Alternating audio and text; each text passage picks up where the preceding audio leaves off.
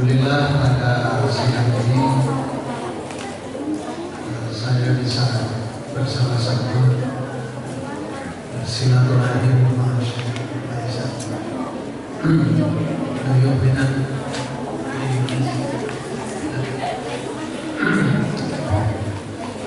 ada sebuah pertimbangan seorang mufasir Wahbah Juhairi itu memberi catatan ciri khas hukum Islam itu ada 5, ada 6. Ciri khas hukum Islam itu ada 6. Jadi dalam rangka menguatkan, mengokohkan keyakinan kita tentang NKRI yang telah dasar-dasarnya, kolomnya telah dirumuskan oleh para founding father kita. Muqaddamah atau preambul Undang-Undang Dasar 1945. Wahbah Juhairi ini memberikan catatan ciri khas hukum yang dibangun Al-Quran. Pertama, Rabbani, ketuhanan, sama dengan Pancasila. Yang kedua, insani, kemanusiaan, ciri khas hukum Al-Quran itu sama dengan kemanusiaan yang adil dan beradab. Yang ketiga, al-insijam wa takamun, persatuan, jadi saling mengokohkan dan saling menyempurnakan, itu persatuan. Yang keempatnya, at-ta'adul wa tawazun, keadilan sosial dalam bahasa filsafat Pancasila. Kemudian kerakyatan yang dipimpin oleh hikmah kebijaksanaan, itu di sana ada at-ta'adul wa tawazun, ada al-insijam, ini terkandung di sana. Kemudian al-ijabi was-salabi, artinya mengandung bagian-bagian yang positif dan bagian-bagian yang negatif diinformasikan oleh Al-Quran. Maka Al-Islam semuanya adalah positif. Yang negatifnya seperti hukum haram, kita tinggalkan. Termasuk LGBT tadi harus kita tinggalkan bagi bangsa Indonesia sebenarnya. Kemudian al-jazaa, ini pandangan Wahbah Juhairi al-Tafsir dalam bukunya Al-Quran Al-Karim Bunyatul Tasrif. Ini prinsip-prinsip, 6 prinsip yang ada di pemikiran Wahbah Juhairi tentang ciri khas hukum dalam Al-Quran tidak jauh berbeda dengan konsep Pancasila yang dirumuskan oleh founding father kita dan juga sekaligus tercantum dalam Muqaddimah Undang-Undang Dasar 1945. Oleh karena itu tidak ada alasan bagi kita untuk apabila kurang di bangsa ini kita sempurnakan. Jika ada kekurang-baikan kita luruskan supaya menjadi baik. Karena ini kewajiban kita semua. Kewajiban ilmuwan muslim, kewajiban himma aswaja yang itu datang dari generasi mahasiswa yang nanti akan menggantikan estafeta kepemimpinan. Nah ini, jadi kaitannya dengan dalam muktamar Muhammadiyah di Sulawesi kemarin mengenai pembelaan tentang NKRI ini dirumuskan bahwa negara Pancasila itu adalah darul ahdi, hasil dari kesepakatan founding father kita. Wasyahadah, nah ini ada tambahannya. Apa yang dimaksud dengan wasyahadah? Kita sebagai umat Islam, pemuda muslim harus bisa membuktikan ajaran-ajaran Islam dalam kehidupan. At-tatbiq al-islamiyah fi hayatina.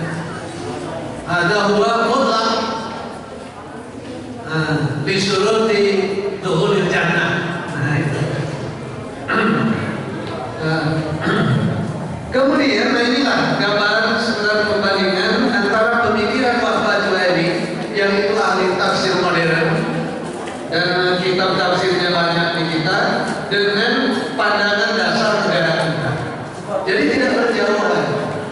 Kalau umpamanya awal tadi ditetapkan oleh Profesor Maman bahwa kewajiban melaksanakan syariat Islam bagi pemeluknya, nah ini dalam rangka ini sebetulnya.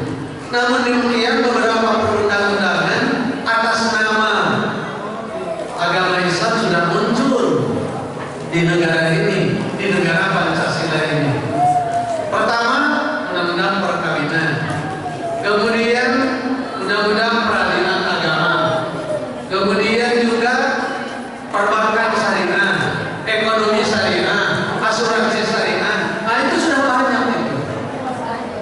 Tinggal bagaimana ilmu pengetahuan atas dasar al-ittihad atau tauhidul ilm. Nah ini.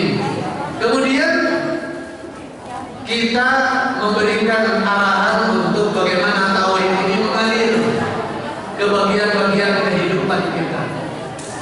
Ada Pak Amin Rais menulis tauhid sosial sekaligus dengan tauhid politiknya, yang politik adiluhum ini. Demikian juga Pak Kiai Adiyapi dengan fikih sosialnya. Nah itu bermunculan kaidah-kaidah seperti itu. Nah, oleh karena itu kewajiban kita semua, terutama Himma Aswaja, untuk senantiasa mendialogkan bagaimana konsep-konsep Islam yang sudah terbukti kesejarahannya pada masa Rasul, kemudian perkembangan dalam bentuk kearifan dalam begitu lama. Nah, kita harus bisa menerjemahkannya menjadi bagian perundang-undangan yang ada di negara kita ini. Memang Indonesia ini bagaikan wanita cantik yang semua jeger-jeger dunia berebut, tetapi bangsa kita sendiri tidak punya kepribadian. Nah, seluruh yang datang ke sini diterima saja itu, akibatnya kita yang kelaparan. Jadi undang-undang perkawinan tidak bisa mengakses LGBT. Nah, ini resiko yang sangat berat. Nah, oleh karena itu bagaimana ini bisa dijaga? Dan pandangan-pandangan seperti disinyalir ada pengaruh-pengaruh ateis juga sudah masuk ke universitas kita ini. Ditemukan mahasiswanya yang pemahaman wajahidu bi amwalikum wa anfusikum. Itu makna jihad anfus itu termasuk juga dirinya dikorbankan untuk mencari dana jihad. Kehormatan yang dikorbankannya itu tiada lain adalah satu penyimpangan penafsiran. Karena itu Aswaja inilah harus bisa memberikan suasana, meluruskan kembali. Kemudian juga bagian-bagian yang lain. Jadi ada kaitannya seperti umpamanya pernyataan-pernyataan HAM yang sering menyelinap di kita. Itu HAM sadarnya yang mana itu HAM yang dimaksud ini? Kalau HAM tadi komunis umpamanya untuk bangkit kembali, itu bukan HAM. Jadi melanggar HAM bangsa kita Indonesia ini. Yang namanya HAM tidak bisa dengan cara universal seperti itu. Hargai, hormati. Pandangan-pandangan dasar, filosofis-filosofis, pandangan-pandangan dasar budaya setempat. Baru itu saling menghormati. Jadi tidak bebas seperti itu. Kalau bebas itu berarti HAM-nya HAM yang tidak berketuhanan. Nah, di kita ada berketuhanan yang sangat pokok. Nah, karena itu kewajiban kita semua untuk membelanya. Saya juga termasuk aktivitas di MUI dan dalam seminar-seminar nasional dan pertemuan istimewa ulama itu sudah kesepakatan semua ormas Islam bahwa Pancasila, Undang-Undang Dasar, NKRI ini adalah harga mati. Nah, itu sudah diungkapkan seperti itu. Apalagi sekarang setelah Muktamar Nahdlatul Ulama juga dengan ada Islam Nusantara, Muhammadiyah dengan Darul Ahdi wa Syahadah. Nah, bahkan bagaimana lebih sempurna lagi bagaimana kebersihan.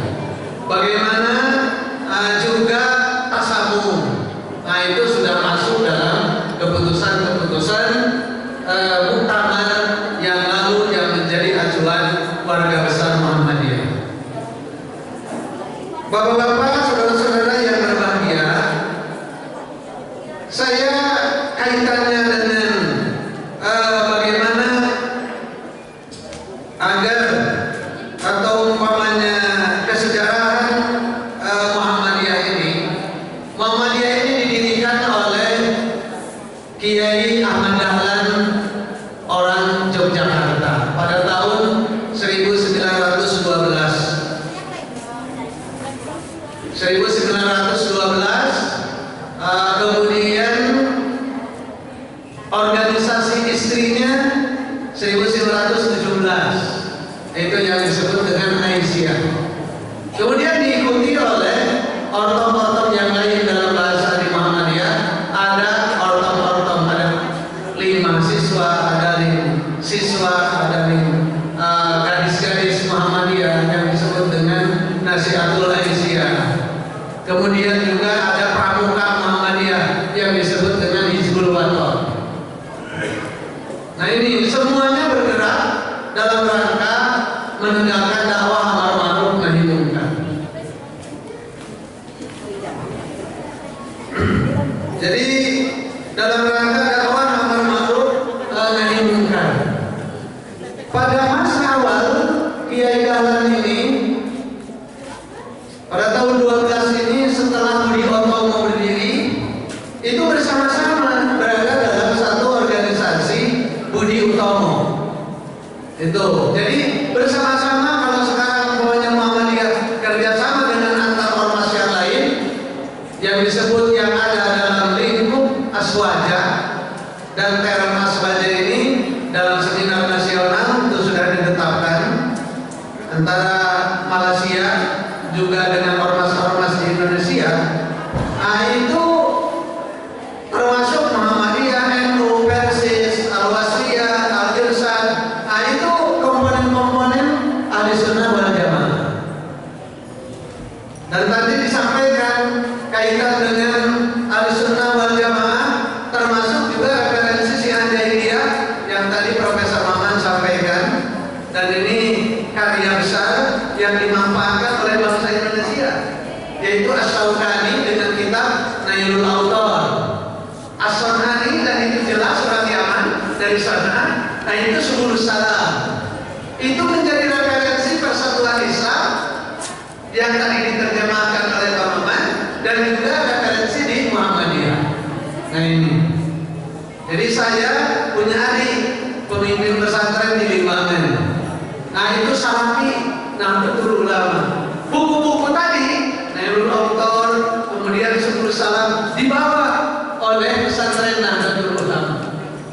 Sudah diketahui karena pas apa kitab-kitab Nahdlatul Ulama, yang belum adalah kitab-kitab ini. Itu dipelajari juga. Itu Nailul Awtar. Dipelajari juga Subulus Salam oleh Salafi Nahdlatul Ulama yang ada di Limbangan Garut. Jadi dari segi referensi sebetulnya itu ada persambungan dalam hal Syiah Jailiyah. Nah, ini oleh karena itu, bagi saya tentang Syiah Isna Asriyah tadi, nah ini saya tidak banyak mengomentar karena itu lahir bagaikan anak kembar dari sejarah umat Islam itu. Setelah Nabi wafat, nah itu muncullah perbedaan seperti itu, tetapi baru nampak setelah isu pengaruh luar menyelinap di kalangan mereka. Itu terjadi pada tahun 150 Hijriah. Pada awalnya Syiah yang sekarang banyak dicurigai, itu sama, itu melindungi tentang kekhalifahan Umar, Abu Bakar, dan juga Khulafaur Rasyidin yang 4 itu. Itu setelah saya pelajari, itu yang Syiah pada fase awal. Kemudian Syiah pada fase berikutnya itulah banyak sekali pengaruh-pengaruh pemikiran-pemikiran yang tidak layak dikemukakan oleh seorang muslim sama di antara saudara-saudaranya.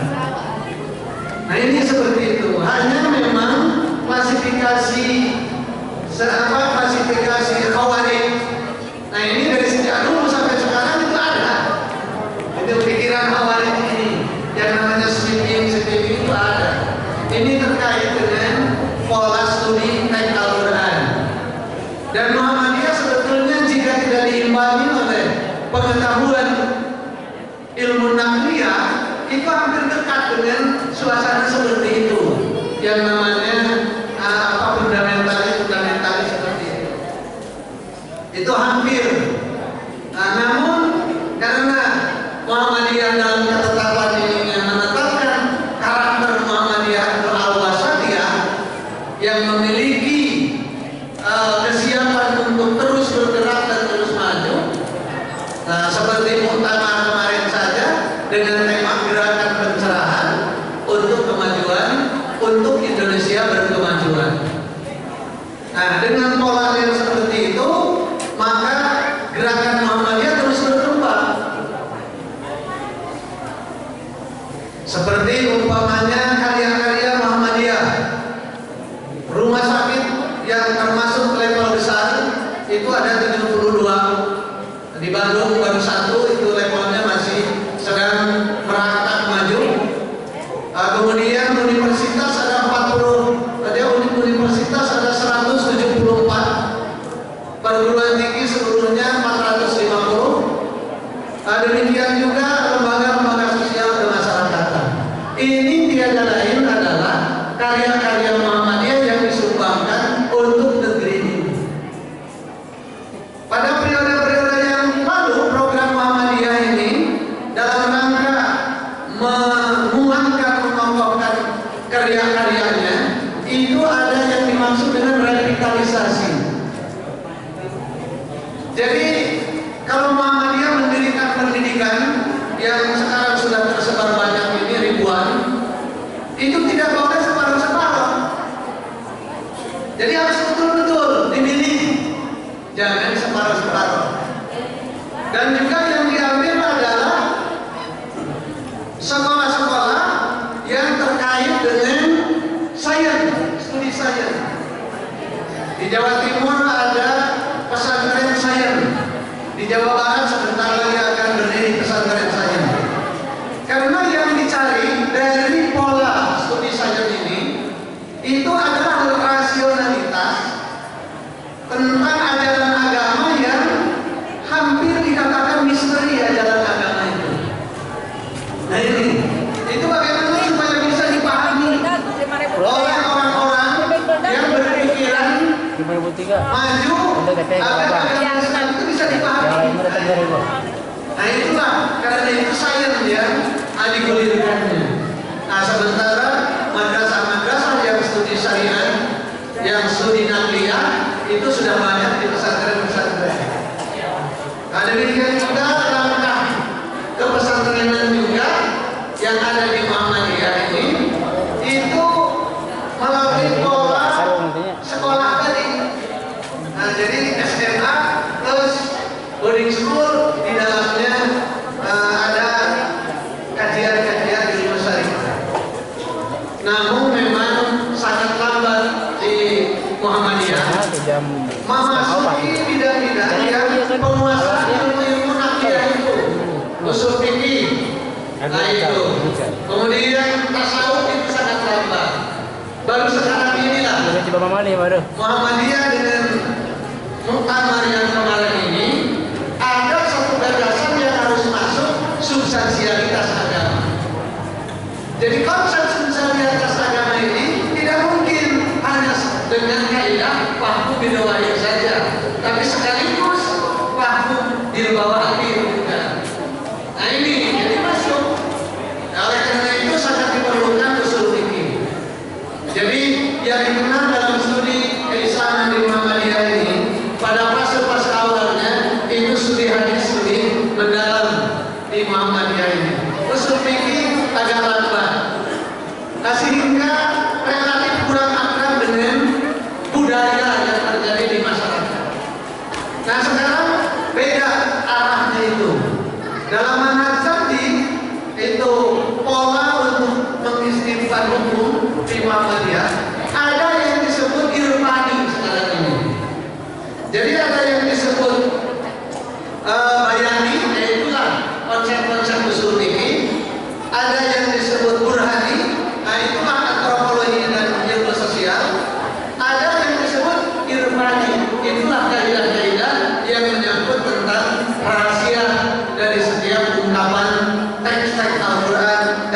hadis. Karena itu saya sendiri berani menawarkan tauhid ilmu, memajukan dari pembidangan ilmu makrifat yang fase awal itu tidak perlu pakai usul fikih, tidak perlu pakai tasawuf, tidak perlu pakai ilmu-ilmu yang lain, sekaligus Rasul dan para sahabat melaksanakan konsep makrifat itu. Tetapi konsep makrifat sudah berkenalan dengan yang namanya konsep akidah. Tauhidullah itu sudah berapat dengan itu dari segi makrifat juga. Karena makna makrifat tidak langsung mengetahui Allah, tetapi instrumennya adalah alam semesta dalam bentuk ayat-ayatnya itu. Itulah makrifatullah, bukan makrifat langsung mengetahui Allah, tetapi melewati instrumen ciptaannya dalam bentuk ayat-ayat Tuhan. Karena itu dalam studi sains dan teknologi bisa ketemu. Nah ini seperti dalam fisika, dalam kimia, wa min ayatihi khalqus samawati wal ardh. Nah, salah satu bagian itulah perlu kita susun satu panduan metodologi grand morality, grand metodologi yang bisa mempertemukan antara berbagai objek ilmu yang berbeda. Nah, itulah yang dimaksud dengan tauhid ilmu. Tadi Muhammadiyah bergulir ini. Karena filsafat sainsnya itu sudah ada, namun body of science filosofinya mengganti filsafat ilmu yang dari barat, yang ateis. Nah, ini sedang dirumuskan di internal Muhammadiyah. Kenapa demikian? Karena Muhammadiyah memiliki sekolah yang banyak, universitas, sehingga tenaga-tenaga ahli itu banyak bisa diajak berbicara tentang itu. Seperti umpamanya pendidikan holistik. Nah, bagaimana kita pandai memberikan penghargaan kepada yang lain, yang berbeda pandangan. Itu tidak langsung semena-mena, ya, tidak langsung semena-mena sesat, semena-mena kafir, tidak langsung begitu. Itulah pandangan yang ada di Muhammadiyah yang sekarang sedang diolah. Karena itu tuduhan atau beberapa pandangan yang menyatakan Muhammadiyah adalah Wahabi, itu pandangan yang kurang pas itu. Kalau memang ada satu bagian mengambil dari pandangan Wahabi, itu tidak sekaligus Muhammadiyah sebagai Wahabi, itu tidak begitu. Hanya satu bagian saja. Wahabi tidak punya pendidikan yang banyak, tidak punya rumah sakit yang banyak, manajemen rumah sakit dan pendidikan tidak sama dengan yang di Saudi Arabia. Bagaimana kok bisa dikatakan Muhammadiyah Wahabi? Nah, itu. Karena itu Muhammadiyah adalah tersendiri, dilahirkan oleh Kiai Dahlan, kemudian berkembang sampai seluruh pelosok tanah air di Indonesia ini. Nah, oleh karena itu maka beberapa senantiasa terus diberi dievaluasi. Ada alat untuk menkalkulasi program di Muhammadiyah ini, Tanwir. Nah, itu alat hanya beberapa utusan terkait dari setiap wilayah, 6 orang. Kemudian yang lebih banyak lagi pesertanya itu ialah muktamar, dari setiap cabang ada utusan. Nah, inilah untuk mengevaluasi. Jadi perkembangan aset-aset yang ada di Muhammadiyah menurut orang itu ormas terbesar dan asetnya terkaya di dunia ini karena memang dievaluasi terus. Oleh karena itu kita syukur kepada Allah Subhanahu wa Ta'ala bisa bersama-sama berada dalam pertemuan melalui Himmah Aswaja ini untuk bisa berkomunikasi di antara saudara-saudara dekat kita, bukan dengan saudara-saudara jauh kita. Nah, kita sempurnakan Islam ini dengan pengetahuan, karya nyata, kerja keras kita semua. Mudah-mudahan ada manfaatnya. Billahi Assalamualaikum warahmatullahi wabarakatuh.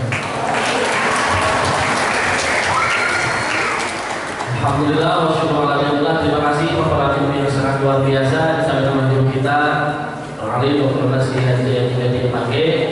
Selanjutnya amanat takmir ulumi yang akan disampaikan oleh tokoh Nahdlatul Ulama Jawa Barat Ali Profesor Dr. Haji Rosman Anwar Hakim. Beliau telah